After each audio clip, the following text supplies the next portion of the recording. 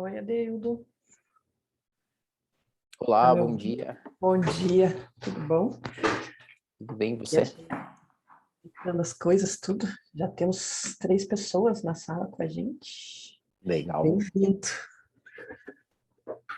Luciana já está entrando também, acho que o Luciano também.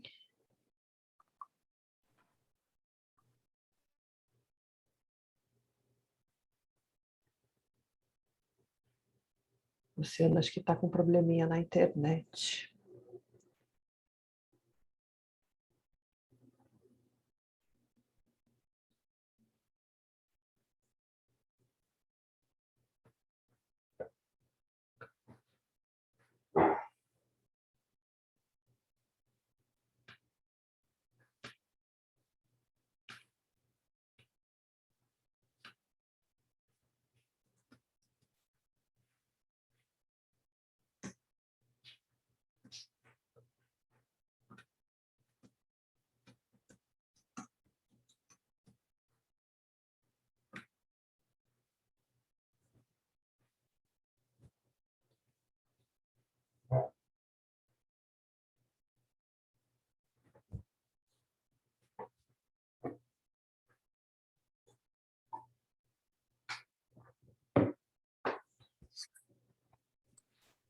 Eu vi você com a água, eu vou descer ali pegar uma aguinha e já volto, tá?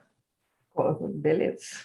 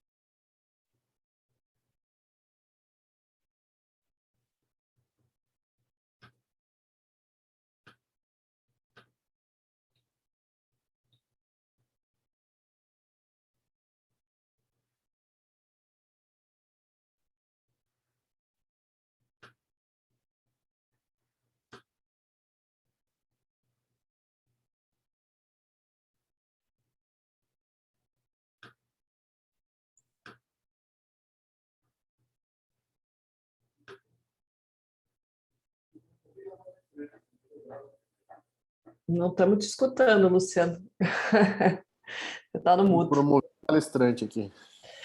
Você entrou pelo link direto, né? Eu te coloquei aqui, bem-vindo. Bom dia, Luciano. Um dia, Edu. Nossa outra convidada, Tá palestrante aqui, está com probleminha de internet, né? Vamos torcer que ela entre logo. Tem tempo ainda, né? Estamos a 8 minutos. Tem tempo, nós já estamos com 6 pessoas na sala, o pessoal chegando devagarinho, Estela dando bom dia, Estela. E sugeri a Deildo, Luciano, se vocês quiserem testar ali o chat, para ver ali as três formas de se comunicar, né, nesse formato webinar. Se vocês quiserem mandar alguma dica no chat para os nossos atendentes, convidados aí que estão participando com a gente, tem que mudar o formato. Bom dia, Karine. Bom tê-los aqui conosco. Legal, Estela. Tomara que você aproveite aí a sua meia hora de toque, que vamos querer deixar isso aqui bem interessante para que vocês aproveitem muito. Deixa eu compartilhar com você e com a Deildo um negócio que a Deildo já deve ter visto esse paradigma aí enquanto não começa, né? Que me veio assim uma coisa que é elucidadora. A gente sempre faz essa comparação entre o accountability, que está tão na moda, né? Que é mais do que responsabilidade, e a questão da liberdade, né? As pessoas não entendem bem isso, assim. Eu estava lendo aqui o Chris Argyris, lá da década de 60, e ele cita Viktor Frankl. Ele coloca o seguinte, ó: Frankl afirma que sem responsabilidade, face a qualquer coisa externa ao seu próprio ser, o homem não é livre. Ou seja, a responsabilidade é o pressuposto da liberdade. É matador, acabou. Não tem dilema, não tem teoria como os outros. Eu estava lendo Frankl de novo essa semana, cara, curiosamente. Olha só. Fui preparar uma palavra aí. Bom dia, Luciana. Tudo bem? Aí, Lu, conseguiu. E você está no mudo ainda. Libera seu microfone. Agora sim. Muito bom. Ai, que medo! Aqui. Cheguei. Chegou. Em tempo. Olha, eu estava conectada desde as 8 da manhã. Falei, deixa eu deixar tudo preparadinho, bonitinho. De repente, quando eu vejo, caiu a internet. 9h15. Aí deu certo. Está aqui. Aí não, né, Lu? Aí não, né? Bom dia. Bom dia. O que a gente vai fazer nesse nosso esquenta aqui, para a gente começar. Conseguem me ouvir bem? Te ouvindo bem. Ótimo, maravilha. Tive que entrar pelo celular, porque meu computador resolveu iniciar também. Adildo, só para terminar o que eu estou falando, estou mandando no chat aí o livro, já que você está lendo ele.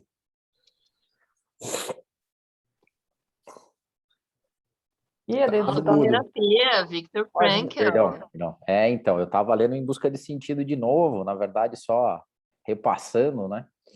E era mais pela questão que ele fala, eu estava falando sobre essa liberdade que, quando ele cita que ele teve um relance de liberdade quando ele começou a fazer as viagens mais espirituais dele, né? Ou seja, focar nas ações do cotidiano. E ele disse que era a única era a única forma de sentir liberdade num campo de concentração, né? Então, é maravilhoso. E é bem isso aí que você estava falando, cara. Liberdade está dentro mesmo, né? Então, responsabilidade é pressuposto da liberdade. Ponto final. Ô Lu, deixa eu dar uma dica. A Carol tinha comentado aqui conosco. Vai lá no bate-papo, porque todas as tuas mensagens estão só para nós aqui. Então, você pode abrir para todos lá, tá? Peraí, então eu vou em bate-papo. E aí você tem que colocar para everyone. Tá. Aí sai o teu... Coloco todos, né? Isso, todos. Se então, você quiser mandar...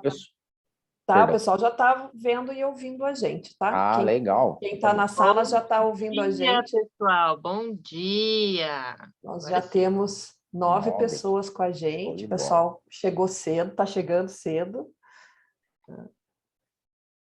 Eu estou preparando para a gente começar às 9h30 pontualmente, para eu fazer uma abertura rapidinha e passar a bola para vocês, para a gente ganhar bastante tempo nessa conversa. Acho que temos... O nosso esquenta segunda-feira foi bom, eu acho que o tema vai ser... Tem muita coisa para falar, então quanto antes a gente começar, acho que é melhor para o pessoal aproveitar aí bem o conhecimento de Na vocês. verdade, a gente não conseguiu falar segunda, né? Que teve aquela chuva de Ah, foi granizo. terça, né? Foi terça, acabou que ficou na É. terça a nossa conversa, é verdade. Começamos a semana com pedra e olha o solzão que está fazendo hoje. Calor O calor. em pleno inverno. E isso tem a ver com cultura? Tem. Tem também. Tem muito a ver. Muito bem, muito bem, muito bem. Eu estava tentando resgatar aqui, Luciano, qual que era o trecho que eu tinha recortado, mas era o trecho que ele falava que, curiosamente, por que as pessoas que eram assim mais delicadas, franzinas, mas tinham um nível cultural maior, sobreviviam mais aos horrores do que as pessoas mais brutas e fortes fisicamente, né? E daí ele comenta que era a capacidade que elas tinham de ter contato mais com o belo, com a arte, com a música, e isso dava mais asas de liberdade para elas, né? Então, é sensacional, cara. Bom mesmo. Está na minha cabeceira para ler A Busca de Sentido.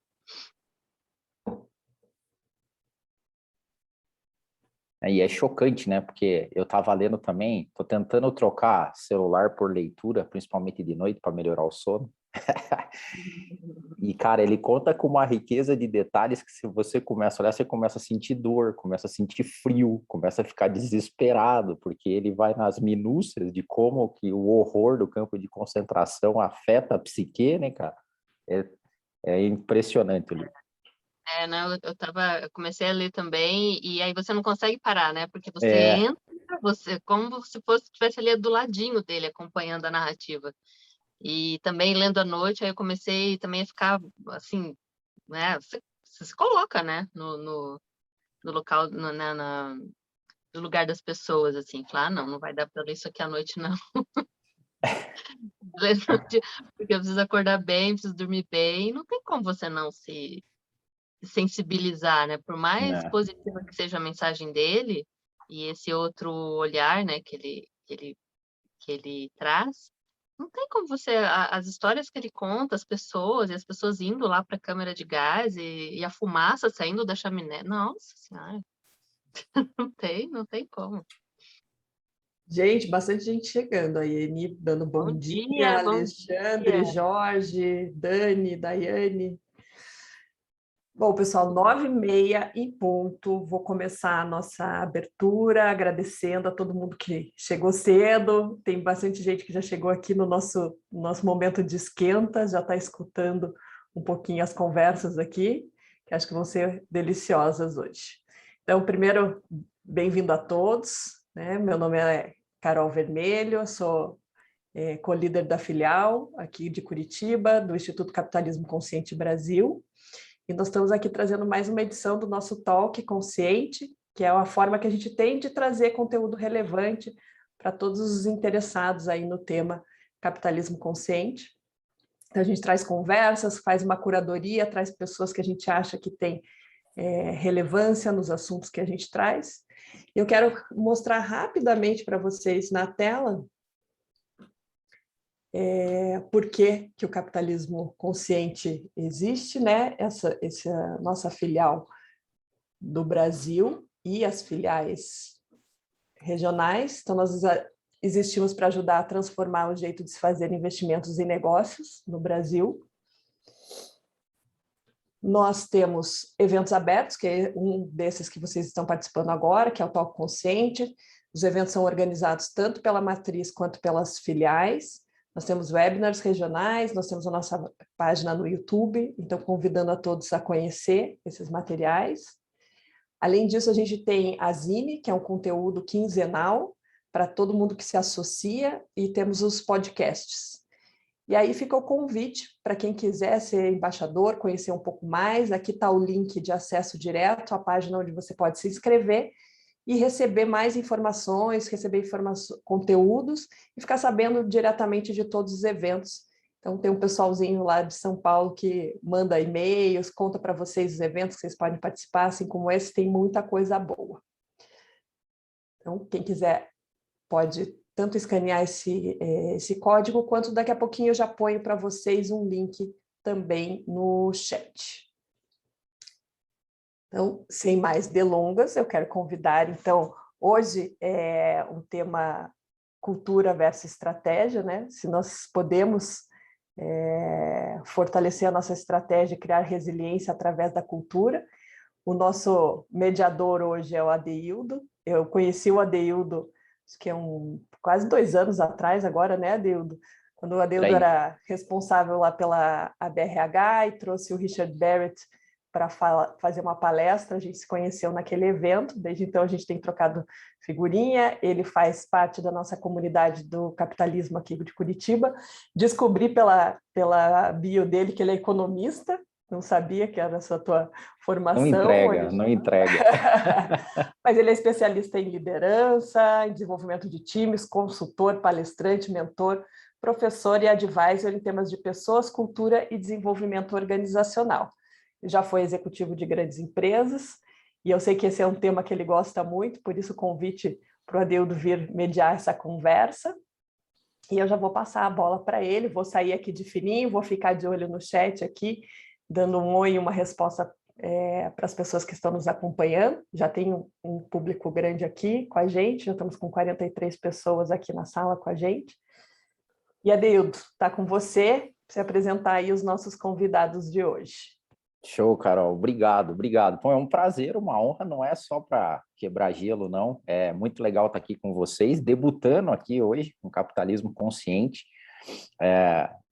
Foi uma felicidade para mim encontrar a tribo aqui, o ecossistema, e começar essas discussões legais aqui. Bom, eu vou apresentar os nossos 2 painelistas aqui, e eu queria pedir para vocês que estão com a gente aí no nosso chatzinho, coloquem de onde vocês são também, o que vocês têm trabalhado, para a gente ir se conhecendo. Bom, a gente está com a Luciana Grande. Luciana é consultora de desenvolvimento organizacional, experiência em marketing, RH, especialista em cultura com foco em clima, colaboração, valores, propósito, inovação, criatividade, mudança, transformação digital e desenvolvimento de liderança. Coordenadora da área de pessoas e cultura da ISAI, coach, mentora de transição de carreira e vida, facilitadora de propósitos, impulsionadora de ideias e aprendiz de futurismo e neo-humanismo. Bom dia, Luciana. Bom dia, bom dia, bom dia. Uma pergunta que sempre me inquieta, né? A gente lê esses nossos currículos, né? Essas nossas experiências, mas uma pergunta que eu aprendi esses dias é: diga quem você é sem dizer o que você faz. Show. Mas você sabe que tem uma outra também, que o pessoal fala que agora, né, nessa gig economy, tipo, se você perguntam para você, o que você faz? Você fala, você está com tempo? Também é bacana. Bem-vinda, Luciana. Tudo isso e nada disso ao mesmo tempo. Na verdade, eu sou uma inquieta, uma buscadora e uma entusiasta pela vida, e não é à toa que eu trabalho com cultura, porque eu acredito na vida, nas pessoas e na mudança. Bem-vinda. Temos também o Luciano Torrens, executivo há mais de 20 anos, em empresas como a Ambev, a Whirlpool. Realizou uma transição de carreira profunda, né, Luciano? Após um mergulho aí de uma investigação pessoal, e tem buscado uma atuação mais sensível em relação às dores do mundo e à necessidade de humanização das empresas, tal. Da atuação dele como atleta, surgiram disciplina e foco, características que o levaram a fundar a Red Evolution 21, consultor em gestão de negócios, facilitador em programas de desenvolvimento humano, professor especialista em cursos de pós-graduação. Prazer, Luciano, bom dia. Bom dia, Deudo, bom dia, Luciana, bom dia, pessoal. Muita gente do Brasil todo aí, bem bacana, bem feliz de estar aqui. Só dar uma passadinha rapidinho aqui, tem pessoal do Brasil inteiro mesmo. Paulo, Débora, Curitiba, Red aqui da ADR Friends Padó, Pelotas, Rio Grande do Sul, São Paulo, Vitória, Espírito Santo, Santa Maria, Rio Grande do Sul, consultores, articuladores estratégicos de colégio, gente em gestão da Tec Verde. Pô, pessoal, que legal aqui, ó, muito bacana. Bom, vamos lá para o nosso talk, e a gente quer que vocês participem com a gente. E eu vou começar aqui pedindo para o Luciano fazer uma conexão importante para a gente, Luciano.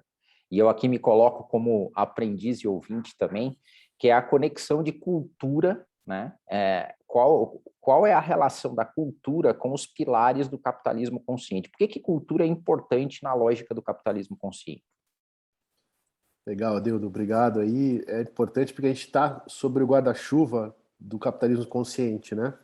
Então, esse talk, ele remete muito ao capitalismo consciente, porque dentro dos fundamentos do capitalismo consciente, existe um pilar que é muito importante que chama cultura consciente. Inclusive, recomendo a todos esse livro aqui, ó, que é o livro onde se aprofunda mais sobre os fundamentos do capitalismo, né? Então, depois a gente pode botar no chat aqui, mas é um livro bacana que faz um apanhado desses pilares, do que sustenta esse capitalismo. E lá dentro existe toda uma definição, né, do que é cultura consciente, mas se eu pudesse traduzir aqui, da minha forma, livre, espontânea tradução, o mundo hoje ele demanda uma resposta diferente das organizações e das pessoas também, né? Ele está mais complexo, todo mundo sabe disso. Quando a coisa é mais complexa, mais difícil de lidar, os padrões anteriores não necessariamente funcionam. Ou seja, as respostas que você vinha obtendo não mais são obtidas, ou persiste algo que o Robert Keegan cita como um conflito ideal. Quando é que a gente muda na nossa vida? Vamos olhar para nós, né? Quando a gente tem uma dor, um conflito que persiste por um tempo razoável e suficiente para que faça a gente sentir que as nossas atitudes, as nossas crenças, os nossos comportamentos não mais conseguem lidar e trazer soluções que até então a gente tinha.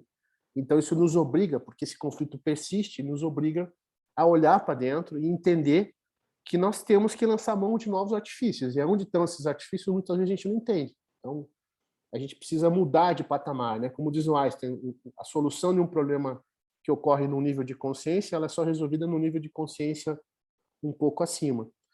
E a cultura consciente, fazendo esse paralelo para as organizações, é a mesma coisa. Quer dizer, quando esse conflito ideal perante um mundo mais complexo, mais concorrência, consumidores com uma nova consciência, com uma nova demanda, essa empresa não consegue mais atingir os seus resultados ou ter as mesmas respostas da forma que ela vinha agindo, ela precisa de uma tomada de decisão, de uma tomada de ação diferente.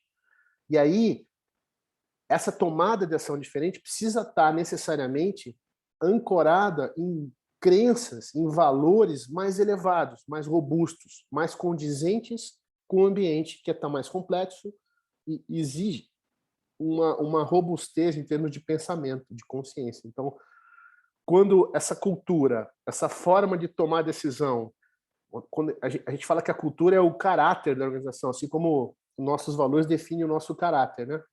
É diferente do que a gente exprime como comportamento, muitas vezes, mas o que está dentro da gente, os conjuntos de valores e princípios que nos regem, da mesma forma na organização, os valores e princípios organizacionais que regem a cultura da organização, precisa estar embasada em valores mais robustos, mais elevados, né? Então, uma cabeça que contemple o ser humano, a sociedade onde ela está inserida. Então, assim, quando você tem uma cultura, um conjunto de comportamentos e ações norteados por valores e princípios mais nobres, mais elevados, você tem uma cultura consciente. Sensacional. E, Luciana, dada essa resposta, você acredita que, né, pela tua experiência com as empresas, esse relacionamento corporativo, Como é que você conceituaria isso que o Luciano trouxe para a gente no viés corporativo? Os gestores, os empresários, eles têm esse nível de consciência em relação à cultura ou não? É uma modinha? É só mais um copy and paste do que o mercado diz? Em linhas gerais, eles têm consciência do que significa cultura no dia a dia da organização? Olha, eu acredito que a grande parte não tem consciência, mas vive, né? Porque quando a gente fala se a cultura é modinha, né? Assim como vários termos, né? Propósito, até capitalismo consciente, ESG, né? Que são essas palavras, entre aspas, da moda, mas na verdade não são da moda, né? São termos para identificar situações que a gente já vive há muito tempo, né? Cultura nunca foi moda.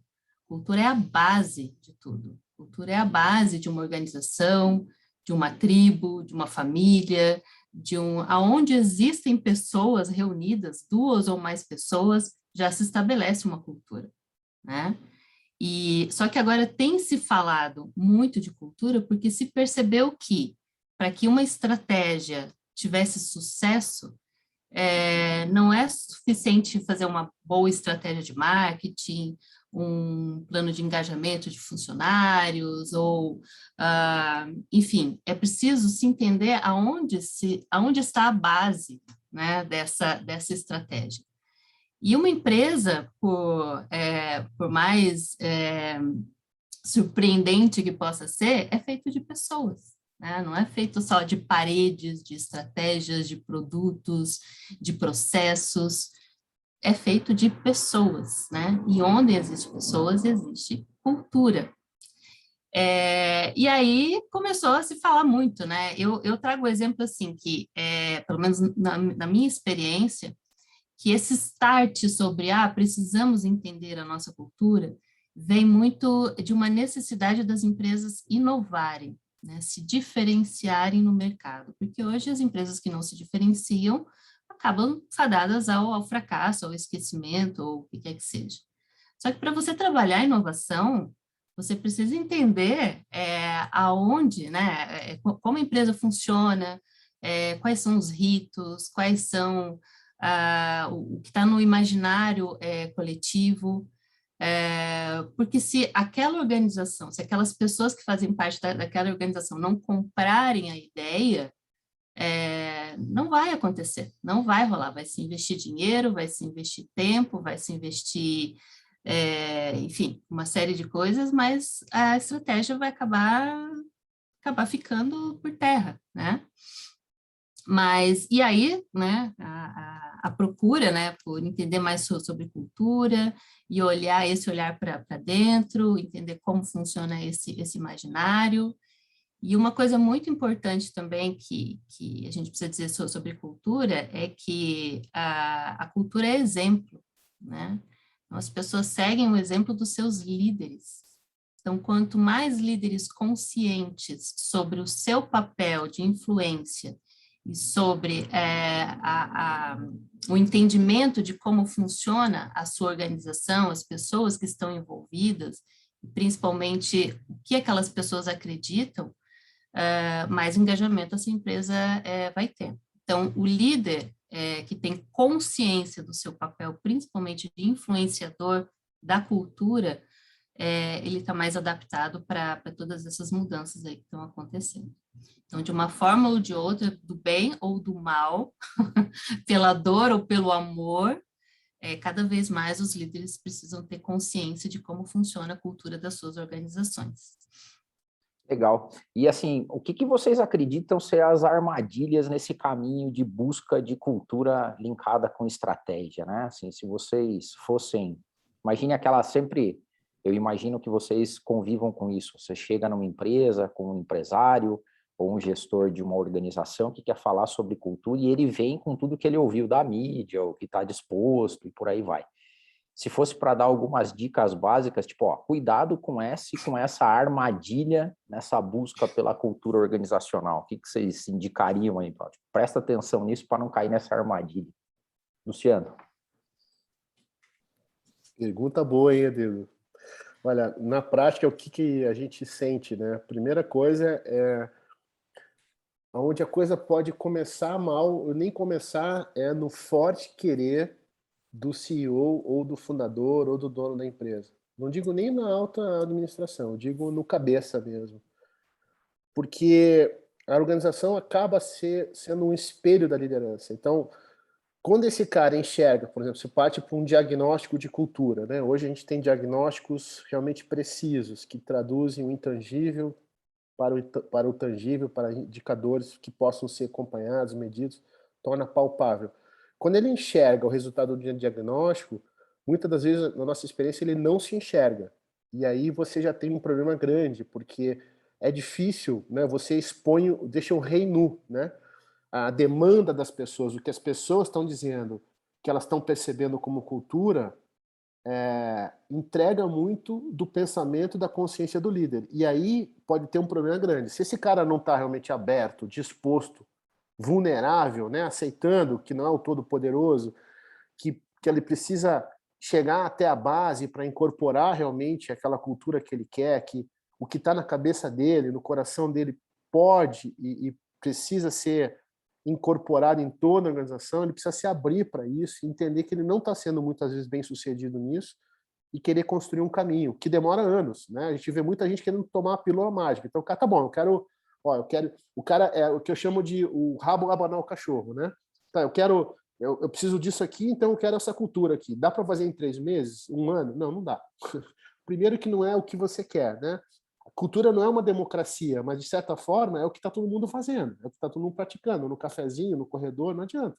Então ele precisa estar muito aberto. Para mim, começa aí, é o principal. A gente tem várias outras coisas importantes, mas é o bem querer, é compromisso, é o forte querer do CEO, do fundador, do cabeça da empresa, em querer realmente trazer uma cultura melhor para a empresa. Show, boa. Luciana, armadilhas. Eu vou voltar com uma pergunta aqui para encadear, mas queria ouvir você. Concordo em gênero, número e grau com o meu xará, com o Luciano, que parte, sim, da liderança. E assim, entender a cultura é como um processo de autoconhecimento. Um autoconhecimento individual é o trabalho de cultura, que é um autoconhecimento coletivo. Eu preciso olhar para dentro. Eu preciso ter essa coragem, enquanto líder, de abrir todas essas gavetinhas, né, que estão fechadas, e entender como é que esse coletivo, né, funciona. Isso para não incorrer numa armadilha de, como você falou no começo, Adeildo, de o copiar e colar. Né? Então, eu estou vendo uma coisa que está acontecendo na moda, agora é todo mundo cultura ágil e não sei o quê, então vamos... Não dá, gente, não dá, assim, é legal entender as tendências, né, saber, né, todas as novidades, o que está acontecendo, mas eu preciso me entender enquanto líder, eu preciso entender as pessoas que estão ao meu redor da minha organização, porque são elas que fazem a cultura, entender quais são os ritos, quais são os mitos, o que está dentro da fantasia do coletivo. Para a gente entender cultura, a gente tem que olhar mais uma vez para dentro, como se fosse um estudo do nosso subconsciente, né? Porque aquilo que, às vezes, a gente tem uma parte da cultura que é o que todo mundo vê, é as paredes, é o uniforme, é o crachá, são os processos, mas tem outros fatores que estão ali embaixo, escondido ali no famoso iceberg, que a gente não enxerga, mas que estão a todo momento influenciando as decisões. É aquela conversinha no corredor, né? É aquela quando se lança uma estratégia de marketing, uma campanha de marketing, num evento para todos os colaboradores, né? Todo mundo lá batendo palma, mas no corredor, nossa, mas e aquilo? Aquilo não vai funcionar, porque aqui isso nunca deu certo, aqui nunca funcionou. Então, assim, os líderes precisam ter essa mente e também o coração aberto para escutar o que não é falado expressamente, mas o que é dito nas entrelinhas. E é isso que faz uma cultura evoluir, né? Ou potencializar a estratégia, ou, como fala, sabotar completamente, né? Então, eu acredito que uma das sabotagens também é essa, é querer colocar a goela abaixo uma tendência que está sendo colocada aí no mercado. Não, agora está todo mundo fazendo isso, vamos fazer isso aqui na nossa empresa também. E não vai rolar, não vai rolar. Então, é preciso, sim, uma dose de coragem para olhar para esse coletivo, entender como as coisas funcionam debaixo da onde a gente não consegue enxergar. Por isso que muitos processos de cultura, quando a gente trabalha cultura e faz o diagnóstico, a coisa acaba no diagnóstico, porque é tanta verdade que vem à tona que eu já participei de algumas experiências assim, que o líder falou, não vamos mexer com isso, não é o momento, não é agora, vamos deixar para outra chance, outra oportunidade, e isso nunca acontece, né? Nunca acontece. Então, precisa ter, assim, essa coragem de olhar para dentro, às vezes dói muito, mas é como um processo de autoconhecimento que a gente passa pela vida, né? A dor traz o que a gente precisa ver de fato, né? É o amadurecimento. Legal. Tem alguns comentários corroborando aqui, o Alexandre, cultura é um exercício sistêmico, perfeito. Luciana, cultura é como as coisas são feitas aqui, já dizia o Barrett. Legal. Deixa eu dar uma provocada em vocês, porque agora ficou interessante esse papo quando a gente falou das armadilhas, né? Então, o Luciano falou que uma grande armadilha é o desejo do cara de cima, e você, Luciana, falou sobre o diagnóstico. Metodologicamente falando, então, na visão de vocês, um bom processo de cultura sem um diagnóstico, ele está meio fadado a um insucesso, então, porque o que normalmente a gente vê, né, nesse copy and paste hoje eu quero implantar cultura ágil, eu quero implantar cultura digital, eu quero implantar cultura ESG, cultura Transformação social, digital. transformação digital. Que bicho é esse? Então, assim, na visão de vocês, a gente poderia concluir aqui que se eu começar um plano estratégico ou cultura alinhada estratégica sem um diagnóstico, a chance desse negócio virar só espuma é grande ou não? Na minha visão, sim. Na minha visão, sim. Porque a partir de um diagnóstico, né, quando eu olho para a minha cultura e eu consigo entender todas essas nuances, e eu tenho uma estratégia que eu quero trabalhar, eu consigo entender onde essa cultura vai potencializar essa estratégia, aonde ela vai ser estagnada, onde a coisa não vai acontecer, e também o que eu preciso incorporar na minha cultura para que essa estratégia tenha sucesso. Então, é para esse olhar que a gente precisa trazer o diagnóstico, né? Não é só saber como as coisas funcionam, como alguém colocou no chat o aroma do bolo, né? O bolo está lá no forno, a gente sabe que existe, mas não está vendo o bolo pronto ainda. Mas é também entender quais são o perfil das pessoas que eu tenho na organização, como os processos funcionam, como a estratégia conversa com os valores, né? Quais são os valores que impulsionam a minha organização, que propósito a minha organização tenha e qual é o alinhamento desse propósito com os colaboradores, porque tem que ter essa sinergia, gente. O engajamento vem do reconhecimento de um propósito maior com o meu propósito individual. Eu quero participar daquela estratégia, eu quero fazer com que aquilo dê certo, porque eu acredito. E não é só pelo dinheiro, não é só por estar numa posição XYZ, mas eu acredito na causa, né? Então, eu acredito sim que o diagnóstico traz essa clareza do que eu posso potencializar, que já é uma fortaleza, uma potência, o que eu preciso eliminar e o que eu preciso incluir, que é o gap para eu chegar nessa estratégia que eu tanto planejo, desejo, enfim, que é a meta da organização. Eu tenho uma visão um pouco diferente, só para a gente contemporizar. Eu acho que o diagnóstico é bacana, né? Ele não é o mais importante, ele é um começo que não garante absolutamente nada, mas ele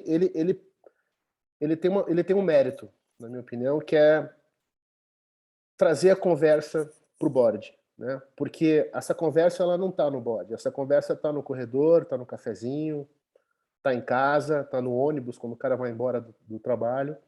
Hoje em dia o home office está em casa, né? Está com o cônjuge que está ali convivendo com ela. Então, quando você faz um diagnóstico, você traz assunto, você traz essa conversa para o board. Você traz essa demanda, você traz isso que está indizível, isso que está invisível, você tangibiliza e traz temas de conversa. Então, o diagnóstico, para mim, tem uma função que é importante, que é trazer temas de conversa. E aí você estabelece, porque é onde, nos meus 25 anos de atuação aí como executivo dentro das organizações, como agente de mudança, só tem uma coisa que muda a empresa, que é propiciar um ambiente para diálogos generativos. Diálogos que gerem um novo padrão. Que observe o que está acontecendo e traga essa observação para a tomada de decisão. Ou seja, precisamos fazer alguma coisa, né? E cultura é, em última instância, a tomada de decisão. Como se tomam as decisões na empresa. Isso é o final da cultura. Então, o diagnóstico é importante porque traz esses termos para a conversa. Agora, já vi muita gente, na minha experiência, até já peguei empresas que passaram por um diagnóstico de cultura, mas as pessoas não sabem sair do diagnóstico e ir para ação. Essa coisa morre, né?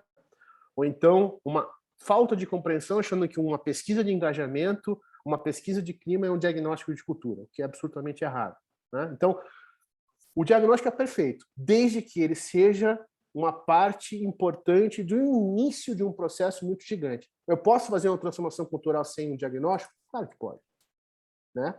Mas você precisa estar aberto a trazer os temas que estão na cabeça das pessoas, no coração das pessoas, para dentro da mesa do board. Sim, com certeza, é só o começo da conversa, né? Sem dúvida.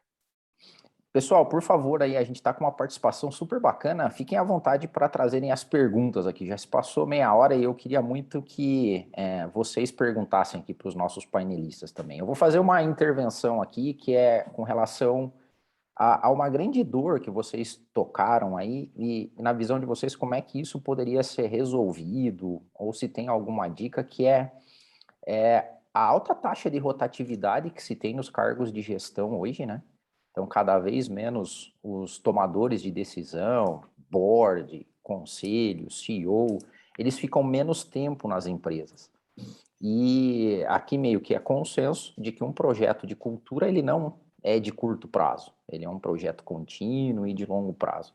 Como é que vocês têm visto isso dentro das organizações? Como é que, ou uma dica de vocês para que um plano de cultura sobreviva ao executivo, né? Dá a impressão que é mais ou menos os governos, né? O cara começa um plano, entra um governo novo, destrói tudo que era o que foi feito, né? O que vocês têm visto assim, de melhores práticas em termos de aliar o longo prazo com rotatividade, M&As e por aí vai, né?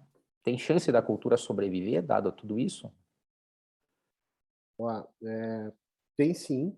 A gente tem empresas que conseguiram criar culturas fortes e que se estabeleceram como referência de mercado. Durante uns anos aí, é igual no cabeleireiro, né? Eu quero o corte igual do fulano de tal ou da fulana de tal. Eu quero a cultura igual daquela empresa, né? Porque foram culturas fortes, né? Que se estabeleceram, que criaram anos e anos de sucesso, mesmo que agora estejam passando por uma revisão, por uma necessidade de adaptação. Então tem a Ambev, Microsoft, entre outras, que estão nesse processo agora, processo de longo prazo. Então é possível.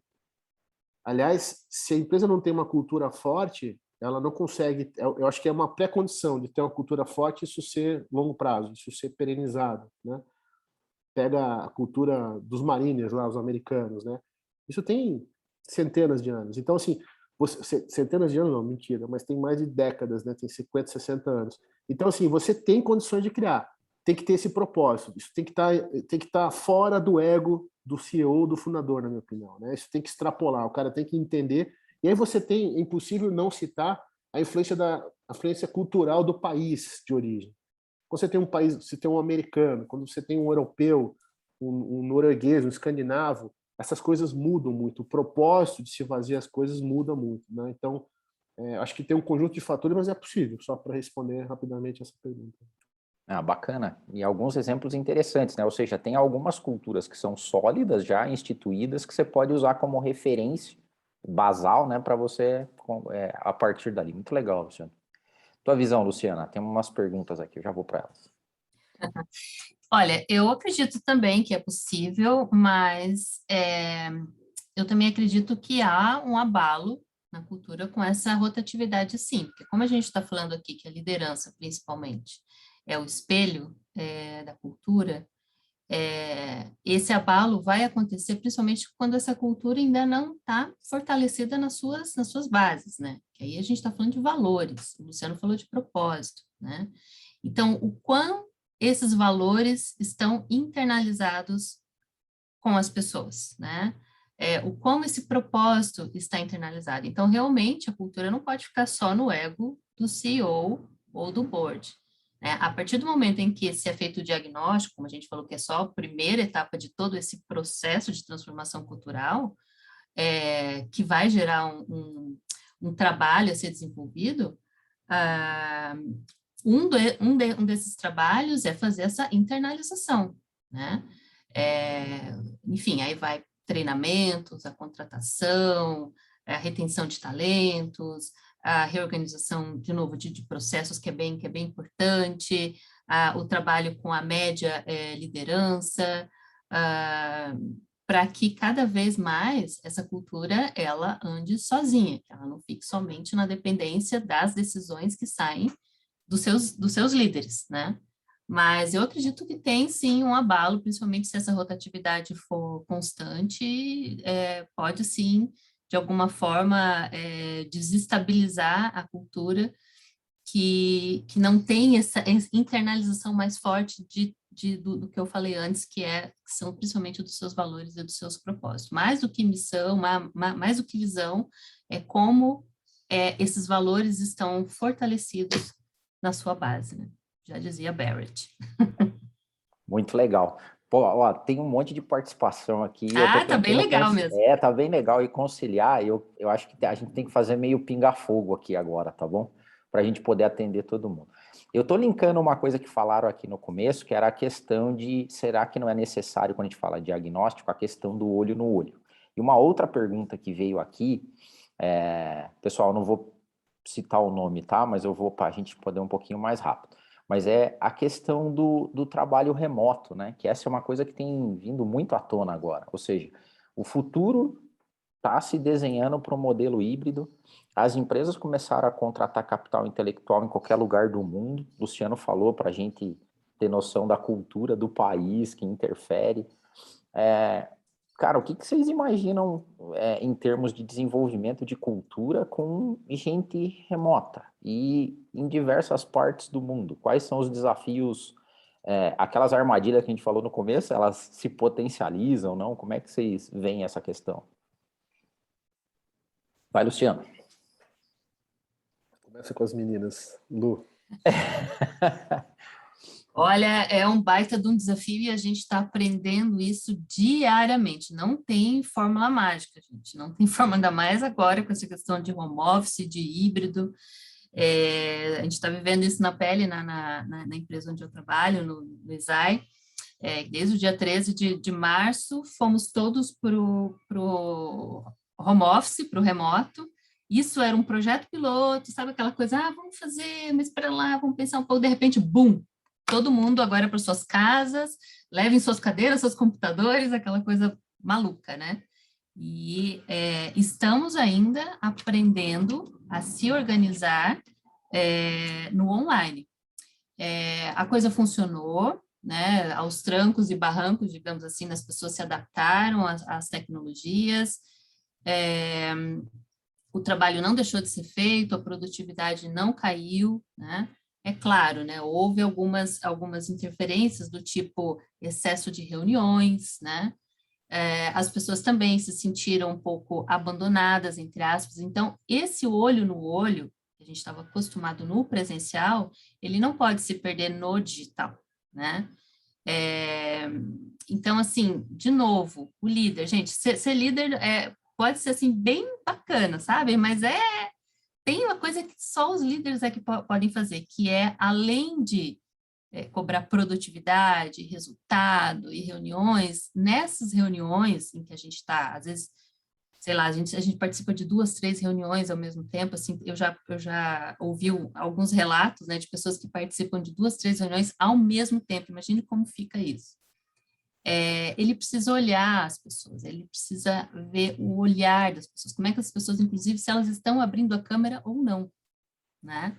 Esses dias chegou uma gestora de uma área dizendo que a colaboradora não estava respondendo as mensagens e tal, e quando participava de reuniões não ligava a câmera, eu falei, pode parar que a questão já está aí. Chama essa menina no particular, se possível nem liga para ela ou vai até a casa dela, mas se ela não está ligando a câmera, é porque tem alguma coisa aí, né?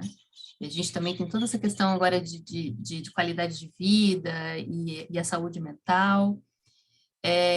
Não é fácil, gente, não é fácil mesmo. Então, tem uma coisa assim que a preocupação com o outro, com o ser humano em primeiro lugar, ele não pode deixar de existir, né? E também, assim, entender que a gente... É uma transformação, mas o que a gente tem feito muito é digitalizar o presencial. E trabalhar no online tem as suas diferenças. A gente não pode estar 100% online, 100% disponível, e o que é o que está acontecendo agora, né? A gente está trabalhando 24 horas por dia, e a gente só está digitalizando o presencial. A gente precisa trabalhar de uma forma remota, e eu acredito que isso vai continuar acontecendo. A gente não agora, a gente está vendo alguns retornos de empresas, mas o remoto veio para ficar. Mas é como a gente trabalha no remoto, não digitalizando o presencial, mantendo a qualidade de vida e colocando as pessoas em primeiro lugar sempre, sempre. Não sei se eu acho que eu concordo com a Luciana, acho que tem a questão do online, digital evoluiu rápido, né? Então você tem ferramentas, metodologias que você consegue minimizar um pouco essa perda do físico. Eu não acho que nada suplanta o físico, é a minha convicção. Existe um campo que se gera na conexão entre pessoas, existe neurônio, a neurociência explica isso, existem neurônios, espelho, que se estabelece quando você tem contato próximo com as pessoas, que muda o teu comportamento, muda, não é muito mais relevante do que o que está sendo dito, é o que você está sentindo, esse contato físico ele muda, então evoluiu muito. Eu queria trazer um aspecto que me atraiu muito recentemente. A gente sempre está estudando, lendo tal, e acompanha os teóricos e os práticos, né? Um cara que eu sempre acompanho é o George Bersin, para quem de RH deve conhecer bem. Ele fala que tem 2 grandes ondas aí, né, que aconteceram com a pandemia. A primeira grande onda foi quando as pessoas tiveram que se adaptar e trabalhar home office, e aí essa proximidade, esse acolhimento com as pessoas foi muito grande, né? Foi uma mudança benéfica para todas as organizações, porque olha, vamos garantir a nossa segurança primeiro, não só segurança de emprego, mas segurança psicológica, né? Vamos nos acolher, nos proteger, passar por esse momento difícil, cuidar da nossa saúde, que ele teve um olhar humano no primeiro momento, por parte da liderança, das empresas, uma adaptação muito grande. Mas como essa pandemia persistiu por muito tempo, o que está acontecendo agora é uma saturação das pessoas que estão em casa, as pessoas estão esgotadas, os líderes estão esgotados. Então, traduzindo, não tem mais tempo para cuidar do outro. Eu mal consigo cuidar de mim mesmo. Então a gente se afasta dos valores humanos. Nós deixamos as nossas relações pessoais e humanas agora em segundo plano, muito por essa saturação, por esse cansaço. E aí o que acontece é, puxa vida, se eu não consigo cuidar do outro, mal consigo cuidar de mim, talvez eu esteja perdendo aí um espaço importantíssimo de trazer esse lado mais, essa consciência, né? Trazer essa cultura de perder momentos importantes de reforçar a cultura. E aí tem várias formas de fazer isso, né? Seja criando novos rituais, trazendo novos símbolos, mas é possível sim, em todo e qualquer encontro entre liderança e colaboradores, reforçar o propósito, a missão, os valores, a cultura da empresa. Existe maneira, a gente acabou de falar sobre isso, mas está se perdendo isso em função desse esgotamento. E aí passa a preponderar uma coisa que já estava muito forte antes da pandemia, que é a necessidade de resultados, a necessidade de gerar resultados. Então essa pressão que nós temos, o ser humano é muito delicado, né? por um lado, se você não cobrar, se você não o direcionar, se você não tiver uma pressão saudável de resultado, estimulando esse cara a produzir melhor e produzir bem, você tem um cara desengajado. Se você pressionar demais, quer dizer, o limite é muito tênue. Se você precisar demais, ele espana, né? A gente fala. Então, a gente está nesse limite muito tênue entre qual é o grau correto, né, de cobrança de resultado, o quão realmente nós temos que ser cada vez mais eficiente. Essa pressão por resultado, ela está, sem cuidar do aspecto humano, ela é perigosa. Então, a gente está passando por um momento de muita tensão agora, né? E a gente vê esse nível de desengajamento das empresas crescendo. Ele não por um momento, houve uma identidade, uma segurança, e na persistência da pandemia isso está se perdendo. Né? Os altos níveis de engajamento estão aí novamente dizendo que alguma coisa não está legal. Né? E aí tem empresas criando diretorias de transformação, que acham que criar uma estrutura vai mudar o jeito de ser, não é bem assim. Né? Tudo bem, é um propósito válido, mas não garante nada. Né? Pelo contrário, pode botar uma pressão extra sobre o sistema. Tem gente nesse momento, criando diretorias de segurança psicológica dentro das empresas, né?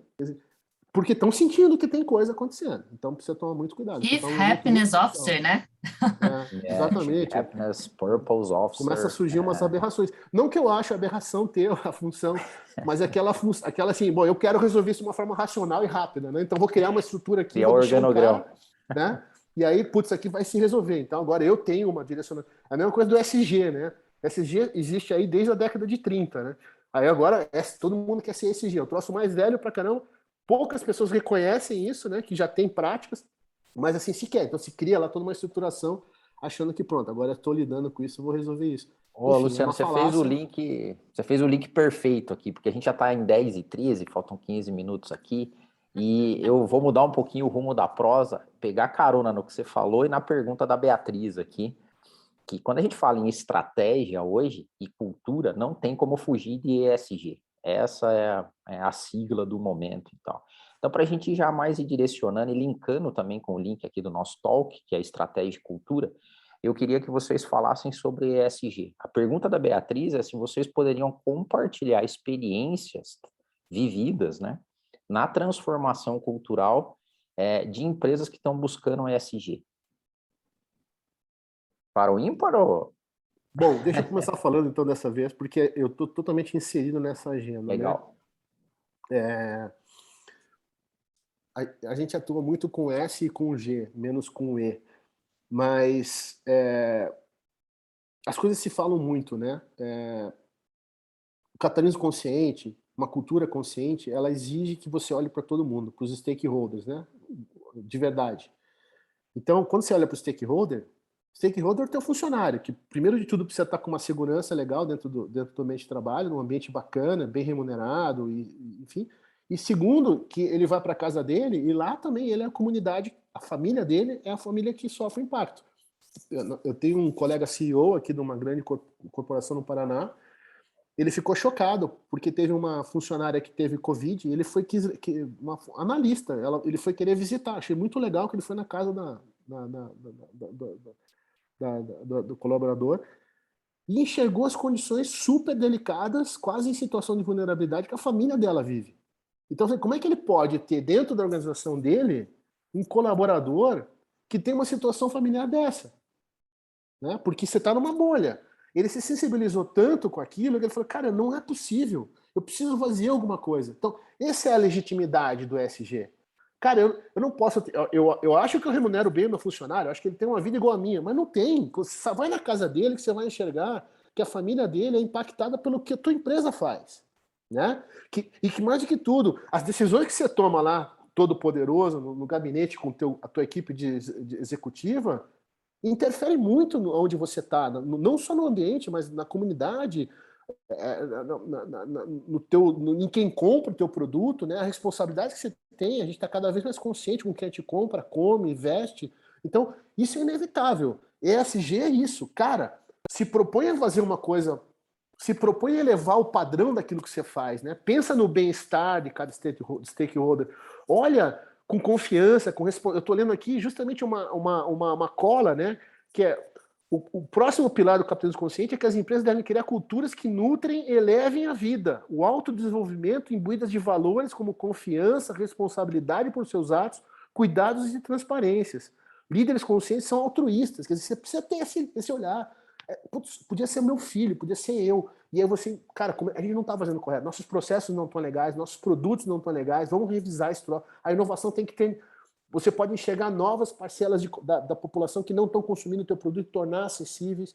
Você pode olhar para o bem-estar do teu colaborador de uma forma mais ampla, em vez de achar que você está remunerando, dando o ônibus e o auxílio médico. Ok, é super bom isso, mas não é suficiente mais. Né? Então a externalidade está causada, vai lá e trata isso de uma forma consciente, com amor, de ser humano para ser humano. Isso é SG, ponto. Qualquer outra coisa é mercado de capital, mercado financeiro, que está querendo se apropriar desse tema para investir dinheiro, para ter mais resultado. Não necessariamente resultado mais consciente. Tudo bem, quando vem um cara como o CEO do BlackRock, que tem 7 trilhões de dólares sob gestão, dizendo eu não invisto mais ninguém que não tem ESG incorporado, isso já é uma grande mudança. Então nós temos uma longa caminhada ainda. Mas tá aí as ODS da ONU, a gente está no meio da trajetória das ODS, né? Era para 30 anos, nós estamos com 15 anos de criação das ODS. Gente, o que foi feito até agora, de fato? Então, já não é mais suficiente. Então, estamos num patamar que precisa de ações novas, de geração de uma nova consciência mesmo. Vou jogar um problema para nós também, né, Luciano? Tem sido feita bastante talk, workshop e conversa. Já é alguma coisa, mas a gente tem que ir pro fazejamento, né? E muda teu hábito de vida, né, cara? Mas Adeildo, isso, mesmo que a gente está aqui, né, num talk, lives e tal, isso tem a ver, pegando o gancho que o Luciano falou, de uma palavra que se, enfim, é a consciência. A gente está vivendo uma era de consciência, né? Então, é uma transformação de eras. E aí é só a gente olhar para os movimentos, né, sociais que têm acontecido, né? O advento da internet, das redes sociais, que democratizou a comunicação, trouxe, né, muita informação para as pessoas que até então não tinham acesso. É claro, trouxe muita fake news também, mas também trouxe acesso. E as pessoas estão cada vez mais se tornando conscientes do que está acontecendo ao seu redor. Isso sem a necessidade de ir para fazer uma graduação, uma pós-graduação, um mestrado, um MBA.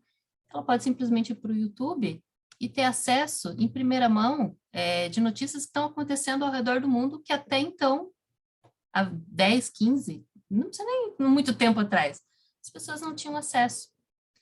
E não é à toa que a gente vê todos esses movimentos sociais acontecendo nos Estados Unidos, na Europa, aqui no Brasil, essa questão da diversidade hoje está muito, as empresas estão, né, acordando para a questão da diversidade, e trazendo um pouco dos meus estudos também de futurismo e tal, que quando a gente olha para essas tendências e macro tendências, né, tem uma coisa que a gente sempre fala que é o tal do Zeitgeist, né, que é o espírito do tempo. Qual é o espírito do tempo que a gente está vivendo hoje, né? Então, as empresas não estão buscando entender cultura, ESG, propósito, só e simplesmente porque querem mudar o mundo. Né? A base de todas as empresas é o lucro. Né? A empresa precisa lucrar até para que seja sustentável. Né?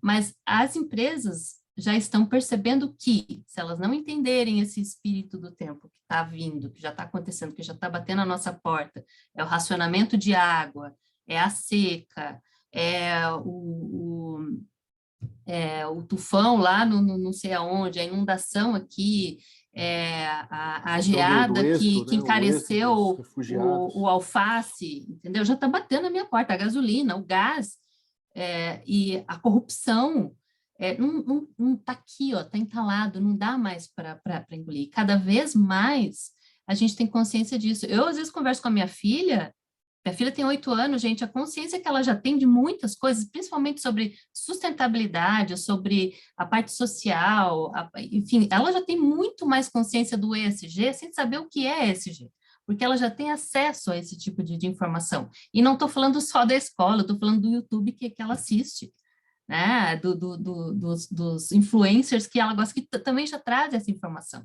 Então, não dá mais para mascarar isso, não dá mais para controlar isso, assim, como já tivesse aberto a boiada, assim.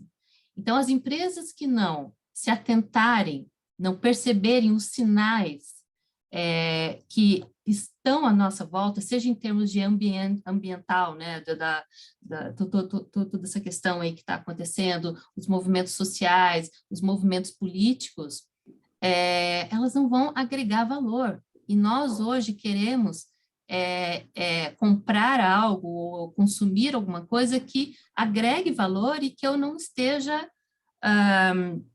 maltratando, ferindo ou enfim, né, sendo desrespeitoso de alguma forma. Assim, a gente vive a sociedade do cansaço, a gente precisa, a gente busca autenticidade, eu quero me conectar com empresas e com pessoas de verdade, né?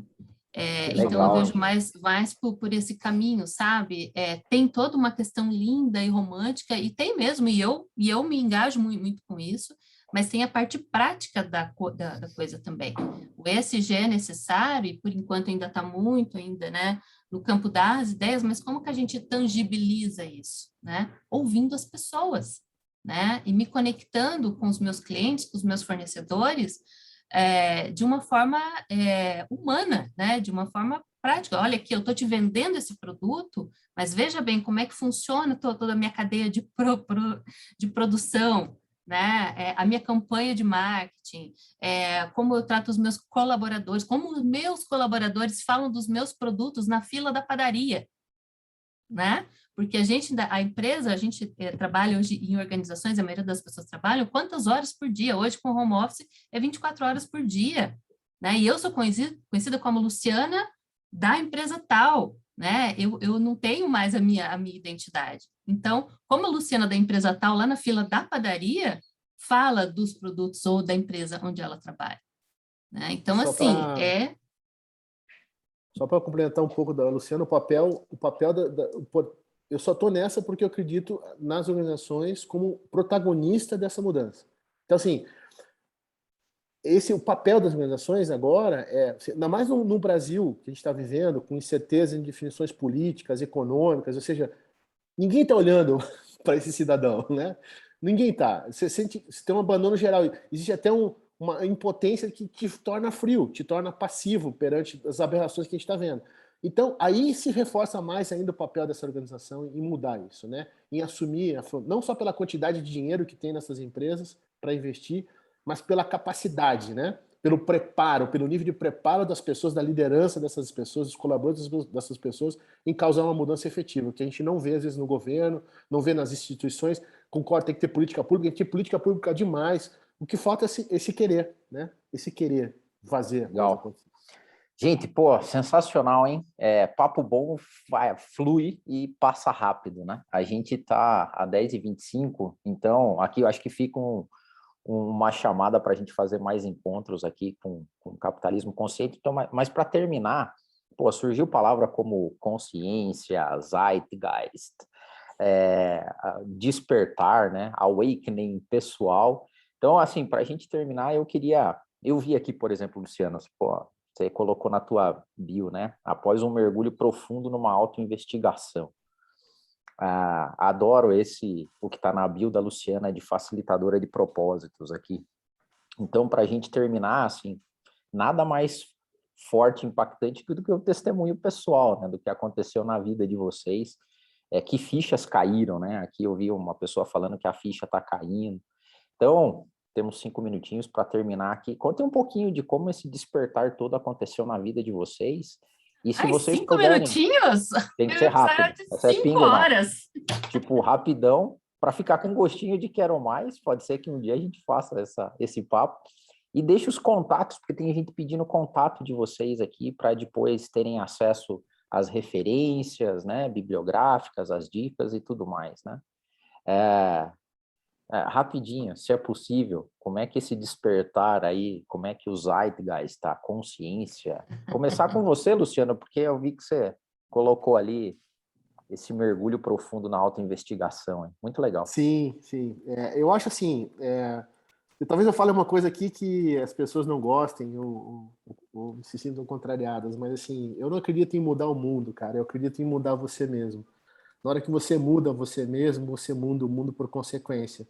Mudar o mundo por consequência é mudar a relação com o teu filho, mudar a relação com a tua esposa, o cônjuge, mudar a relação com a tua família, com teus amigos, entender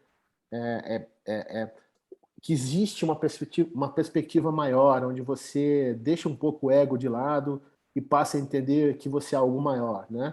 E essa busca, essa investigação, infelizmente, na grande maioria das pessoas, ela vem com muita dor, ela vem com muita perda, ela vem com um problema tão grande que persiste por tanto tempo que você é obrigado a fazer o dever de casa.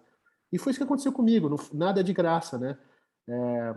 Foram ciclos e ciclos que eu olho hoje, poxa, será que eu tive essa vida que eu tive? Eu já me desidentifiquei tanto com a vida que eu já tive, porque às vezes eu acho um absurdo, uma aberração a vida que eu tive, e os comportamentos que eu tinha, e as palavras que eu dizia, e enfim. Então eu acho que existe esse desapegar de si mesmo, né? Essa transcendência de consciência. Então eu acho que isso muda o mundo. Então esse processo de autoconhecimento é o principal processo de mudança do mundo que qualquer pessoa pode, dentro da sua casa, fazer, dentro do seu quarto, fazer. É decidir mergulhar. Eu brinco que tem 3 tipos de pessoas. Eu não gosto de rotular, mas pensa no snorkel em Fernando de Noronha, né? Então você está lá fazendo snorkelzinho naquela água de 40 metros de visibilidade, então você olha que tem uns peixinhos, uns negócios lá no fundo, umas pedras. Tem gente que olha aquilo e não tem coragem de descer, né? Tem gente que olha aquilo e fala, cara, eu vou descer, deve ter muita coisa legal lá, né? E não olha muito o risco, deixa o medo um pouco de lado. E tem gente que nem vai passar a vida inteira e nunca vai perceber que tem algo lá no fundo. Então, acho que tem que querer. É um preço que se paga, mas é o preço que muda tudo, né? E a gente está nessa vida, não está a passeio. Então, para mim, esse autoconhecimento, ele não veio porque eu decidi agora fazer uma evolução minha do ser humano. Veio porque eu perdi muita coisa, porque eu tomei muita coisa na cabeça, porque eu cheguei num momento de desespero, eu cheguei num momento de questionar a vida. Não venha de graça. Eu não conheço ninguém que essa coisa vem de graça. Depois que você aprende o caminho, porque tomou muito na cabeça, você até se estimula em continuar procurando. Mas esse clique para mudar, ele não vem de graça. Então, eu acho que tem que estar afim de querer mergulhar e ver o que tem lá embaixo. Show, Luciana. Cara, obrigado. Obrigado mesmo. Luciana? Ai, gente, isso é papo para horas, viu? Mas vem assim do incômodo. Perceba o seu incômodo, né? Isso que o Luciano está falando também. Eu sempre fui uma pessoa muito incomodada desde criança, muito questionadora, e levei já muita porrada, muita pedrada por conta disso. Desde meu pai e minha mãe falando, não inventa moda, menina, né? Aquelas crenças limitantes que vão te colocando, até nas empresas também, não fala isso, não fala aquilo, não, né? Siga as regras, siga... E aí vem aquele incômodo, por que eu estou fazendo isso? É esse mesmo caminho? E aí tem, né, aquela coisa do propósito e de pagar os boletos, né? Essa coisa às vezes não encaixa, né? Não cala, e aí você fica ainda mais indignada, e você vai à busca, né? O caminho vai aparecendo, né? Então, desde um processo de uma terapia para entender quem eu sou, é aquela pergunta que a gente fez no começo, diga quem você é sem dizer o que você faz. E eu tento responder essa pergunta todos os dias. Quem eu sou sem dizer o que eu faço? E eu ainda não tenho essa resposta, e eu já venho investigando isso, sei lá, mais de 30 anos da minha vida. Mas hoje estar aqui falando de cultura, falando de pessoas, falando de transformação e podendo levar isso para as organizações faz parte do meu propósito, faz parte das respostas que eu já tive, dessas inquietações que me fizeram chegar até aqui hoje. E eu tive, sim, ter uma base de coragem. Eu entrei muitas vezes na moita, muitas vezes eu fui desacreditada e eu mesmo desacreditei de mim várias vezes. Para eu estar aqui hoje falando com vocês, O meu ego ficou todo tempo, mas você não é boa o suficiente para isso.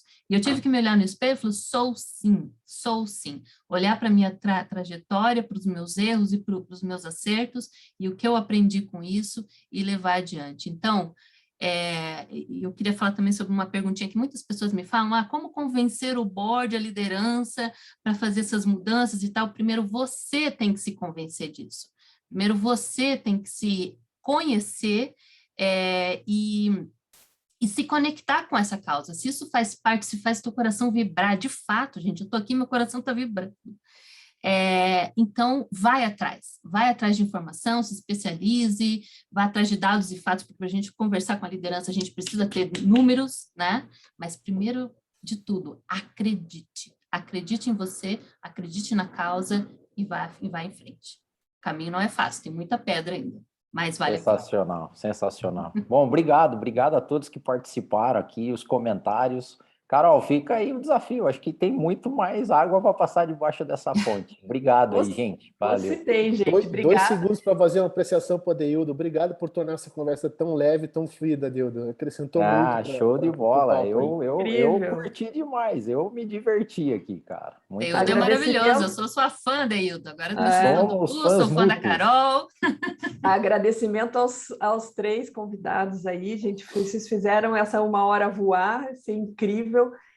Muitos elogios aqui. O pessoal ainda está pedindo os contatos. Quem não pôs aí, coloca os contatos. Acho que a Deildo não pôs os dele.